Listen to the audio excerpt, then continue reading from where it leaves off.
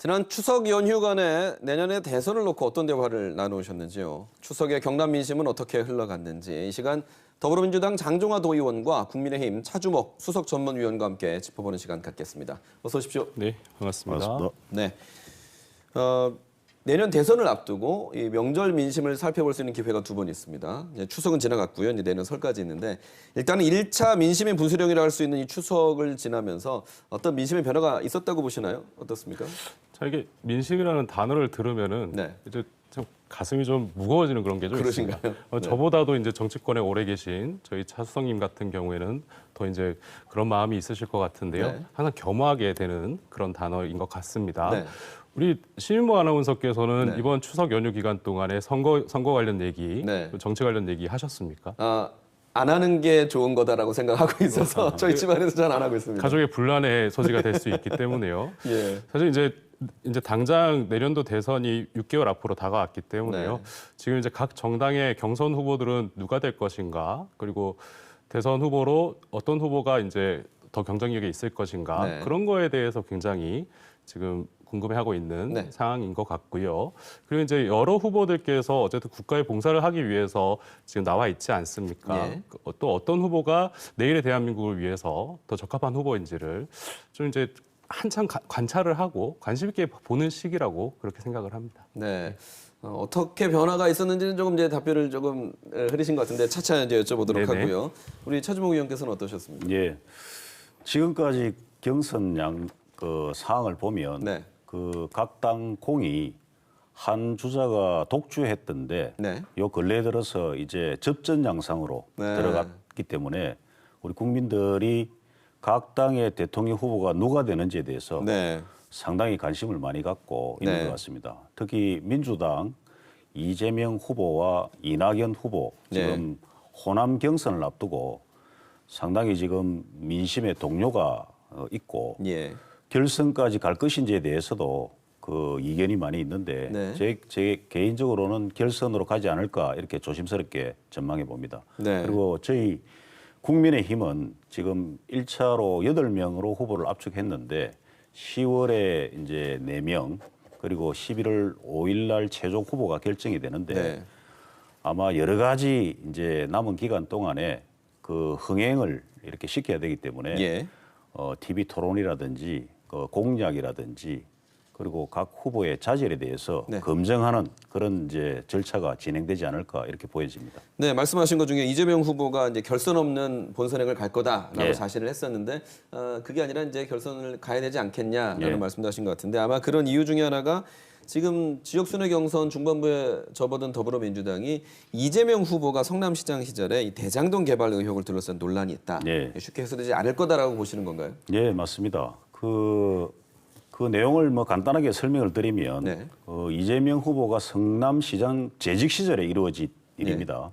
5,900세대가 넘는 대단히 아파트. 네. 제가 그 현장에도 가봤습니다. 그 대장동 경기도예요? 판교. 예. 예. 남판교에 있는데 수도권 뭐 아파트가 지금 워낙 천정부지로 높았기 때문에 네. 그 사업은 사실은 땅 짓고 헤엄치는 사업이었습니다. 네. 공영 개발로 충분히 할 수 있는 것을 민간업자를 그것도 최소의 자본금을 투자하는 민간업자를 네. 선정해서 민간의 대규모 그런 그 이익을 갖다가 돌려줬다. 네. 그것이 국민들의 의혹을 사고 있고 대응하는 이재명 후보도 네. 그 정확하게 대응을 지금 못하고 있고 네. 그것을 국민의힘 게이트라고 지금 명명하고 있습니다. 네. 그래서 사실 본인은 수사를 받겠다고 해놨고 예. 우리 야당이 주장하는 국정조사나 특검에 대해서는 또 받지 않겠다. 네. 숨기는 자가 범인이다. 이런 말이 있습니다. 알겠습니다. 그렇다면 밝혀야 됩니다. 알겠습니다. 장정도 의원은 어떻게 보고 계세요? 뭐 특조나 특조나 지금 뭐 국조나 지금 특검에 대해서 말씀을 주셨는데요. 네. 근데 우리 처장님께서 워낙에 국회에서 또 오랫동안 계셨기 때문에 국정감사나 특검이 진행이 된다 그러면은 지금 국회 일정상 올해 안에 수사가 진행될 수 없다는 것을 누구보다 잘 알고 계실 겁니다. 네. 그렇다고 한다 그러면은 지금 유력 대선 주자인 이재명 후보에 대해 가지고 이 이슈를 계속적으로 안고 가게끔 하겠다. 그런 의도가 다분히 보인다. 네. 이런 말씀을 좀 드리고 싶고요. 네. 지금 이제 그리고 이재명 지사가 성남시장 재임을 했던 그 시기가 2010년도였거든요. 네. 그런데 성남의 대장동 개발 사업은 2005년도부터 LH 주도 사업으로 그 공영 개발 사업으로 원래 계획이 돼 있었던 네. 사업입니다. 그런데 이제 그 2010년도 즈음에 당시에 이제 국민의힘 전신이죠. 한나라당 소속의 국회의원과 그리고 당시 시장 이런 분들이 민영 사업으로 바꿔가지고 진행된 거 아닙니까? 그렇게 해가지고 그걸 이제 이재명 지사가 2010년도에 모르겠습니다. 그때 당시에 이재명 당시 시장 후보가 당선될 거라고 생각을 하지 못했는지 모르겠지만 예. 어쨌든 이재명 후보가 당시에 이제 성남시장이 되고 난 이후로 거기에서 그 민간 사업으로 되는 것은 이거 무리가 있다. 그래서 공영 사업으로 일부분은 해야 된다라고 주장을 해서 네. 그 환수 금액이 약 5,500억 정도 된다는 거 아닙니까? 5,500억 정도의 사업을 환수했다는 것은 5,500억이라는 돈이요. 제가 이제 지역구로 있는 함안 같은 지역에 1년 한 해 예산 정도가 되는 규모입니다. 굉장히 큰 예산을 환수를 한 것이고 이런 부분에 있어서는 전 칭찬을 해도 모자랄 네. 판에 이건 너무 좀 문제화하고 지금 시점에 알겠습니다. 이걸 이슈화하는 거는 의도가 다분하다. 이렇게 네, 생각합니다. 알겠습니다. 뭐 오늘 주제가 이 대장동 특혜 의혹은 아니니까요. 이제 민심을 살펴봐야 되는데 그렇다면 이낙연 후보가 고향에서 반전 기회를 잡을 수 있다고 보십니까? 아니면 쐐기를 이재명 후보가 박을 거라고 보십니까? 그 윤석열 후보께서 그런 말씀을 하시더라고요. 네. 그 강철 본인의 별명에 대해 가지고 강철이라고 표현을 하시면서 때리면 때릴수록 강해진다라는 표현을 하시더라고요. 지금 여권의 1위 대선 후보로 지금 계속해서 거론되고 있는 이재명 후보에게 좀 이 말씀을 좀 전하고 싶은데요. 네. 지금 이제 원래 이제 그 뭐 이재명 후보가 아니고 다른 어떠한 후보가 1위 후보로 이제 계속 거론이 된다 그러면 네. 거기에 대해 좀 의혹을 제기하고 공격을 할 수밖에 없습니다. 그리고 이제 그 의혹들을 이겨냈을 때 그때 이제 대선에 또 승자가 되지 않겠습니까? 네. 그렇게 보고 있고요.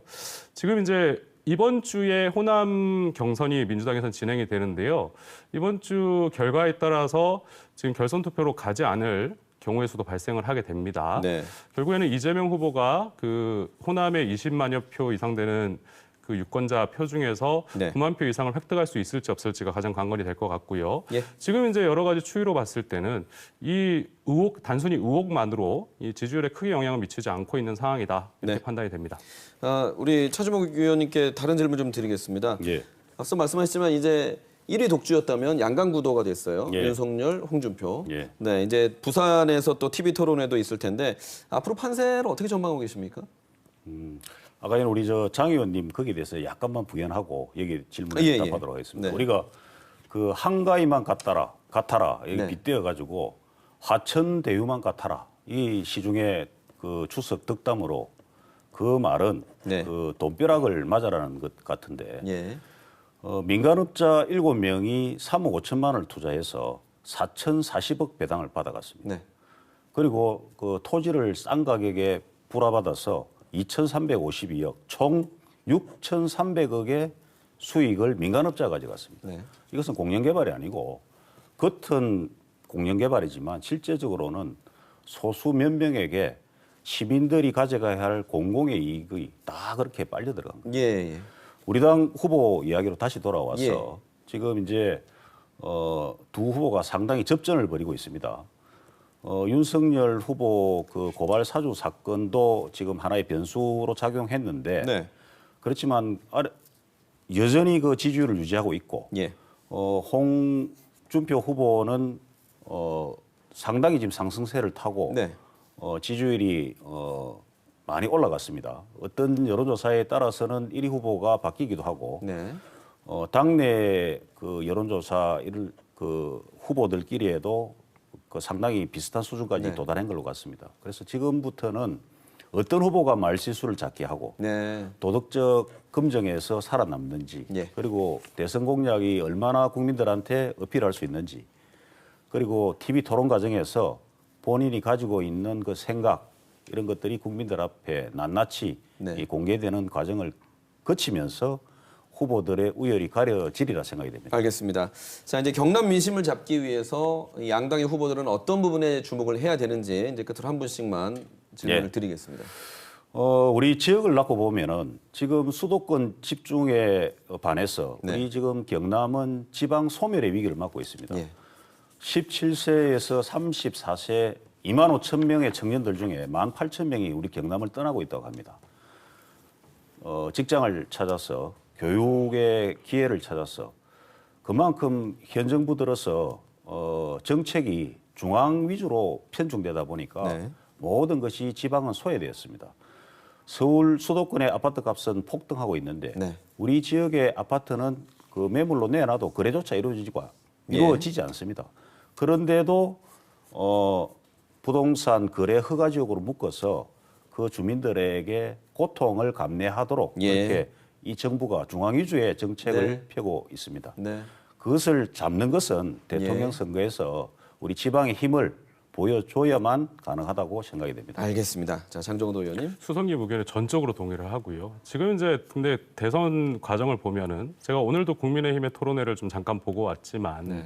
본인들의 정책이 무엇인지 공약이 무엇인지 지역을 위해서 나라를 국가를 위해서 무엇을 할 것인지에 대한 내용보다도 특정 후보에 대해서 비방하고 네거티브하고 거기에 대해서 깎아내려가지고 본인이 어떤 반사이익을 얻고자 하는 모습들이 더 많이 보였다라는 예. 말씀을 좀 먼저 드리고 싶고요. 원론적인 얘기지만 결국에는 지역 주민들의 민심을 얻기 위한 그리고 지역 유권자들의 마음을 이제 우리 당으로 돌리기 위한 방법은 뭐 왕도는 없다고 생각을 합니다. 결국에는 정말로 진실된 마음으로 내가 생각하는 내일의 대한민국의 청사진 그리고 공약들을 어떻게 지켜나갈 것에 대해서 분명한 메시지를 전달하고 그리고 그것들을 어떻게 지켜나갈 것인지를 네. 확실히 내비치는 것이 네. 그게 가장 빠르고 정확한 길이 아니지 않나 생각합니다. 알겠습니다. 오늘은 추석 이후 경남 민심에 대해서 양당의 입장을 들어봤습니다. 말씀 감사합니다. 네, 고맙습니다.